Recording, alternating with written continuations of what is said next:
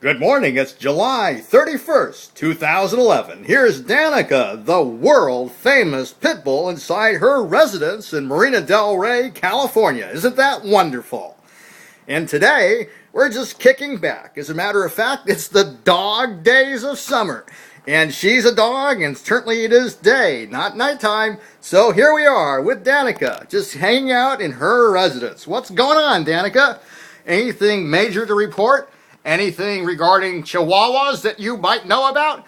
Well, of course, she forgot all about that when I snapped my magic key set in front of her very nose, indiscriminately changing her back into a pit bull. And remember, what might look like a pit bull on the outside might not be a pit bull on the inside. Danica's ready to go for a walk, so we will bid you fare thee well and probably get back to you all in August 2011, which is only one day away.